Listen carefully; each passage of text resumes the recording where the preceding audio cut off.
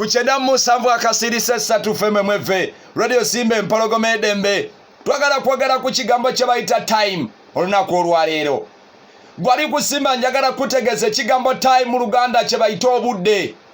Obudde kintu kikulu nnyo mu bulamu bw'ensi eno kubanga obudde bwe buditamininga embeera y'ensi eribeera etya. Obudde bwe buditamininga future yo eribeera etya. Time yesalawo kiki ekiddako mu bulamu bwo.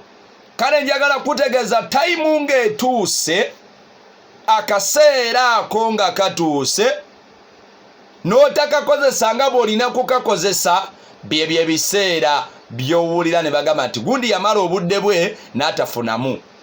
Okiwulira bulungi gwali kusimba wuliriza bulungi kuba sijja kuddiramu.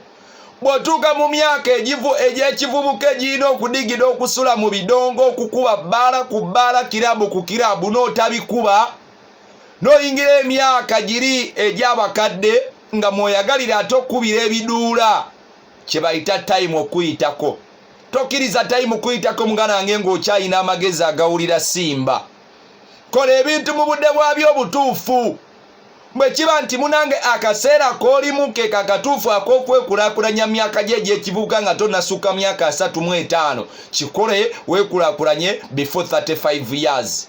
Tolinda kukolimira abantu na kunyiigira abantu ng'ogamba tebakuyambye. Abantu tebaliiwo kuyambamu abamala obudde. Abantu baliwo kuyamba abo abakwata obudde. Omulimu gujja kukulema lwakulemwa kukwata budde. Otuukeyo nga bagambye interview ya ssaawa 3 ez'okumakya ng'otuuke 3:40. Ng'agenda okuwa omulimu n'okuwa interview yatuuseemu dda mu ofiisi atudde alinze gwe tajja kuwa mulimu. Keera waakusange waategere nti munange oli mulungi mu time.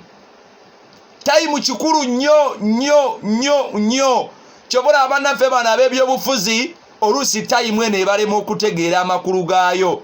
Nti akaseera ako nga katuuse toyina ngeri gy'osobola kukaziyiza. Oyagala ogaane time ng'etuuse ey'ekintu toyina ngeri gy'okizza mabega. Ate obudde kyova olaba essaawa etambula clockwise n'etadda anti-clockwise. Essaawa tedda mabega. Kyova olaba tewagenda kubeerayo nnaku z'omwezi 7, tewagenda kubeerayo nnaku z'omwezi 29 ogw'omusanvu 22 omulundi omulala mu byafaayo tegulibeerayo. Olwo lujja ne luyita nti nga 29 ogw'omusanvu lwali lwakusatu mu mwaka 2020 terulidda lugenda kusigala mu byafaayo nga history nti lwaliwo. Shiwama Nsegawa yayogera ku kigambo kye bayita time.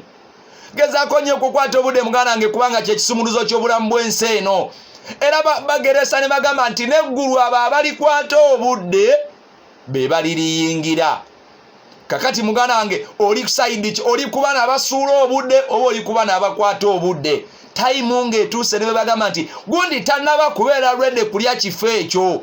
Time ng'etuuse tebibeerako oba ali ready oba tali ready, oba ebisaanyiza abiina oba tabirina, oba yakulira mu ghetto oba yakole, tebibaako ebyo.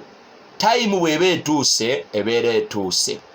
Kale baganda bange njagala ekigambo time tukiwenye ekitiibwa ate tukiwe nnyo respect. Kubanga omuzungu yagamba nti time never lie, obudde tebulimba, time tells. Otuuka ne bagamba nti agundi yajjamu olubuto kubanga akadde katuuse balaba tozaala. Ate omusawo agamba nti wali ogyemu ku lubuto. Kyokka omusajja omulimbo mugamba nti naawe tomanyi lwaki tozaala. Omusawo agamba walina omwana omumu nabaanayo ate omwana wamugjamu n'otamukuza. Time tells.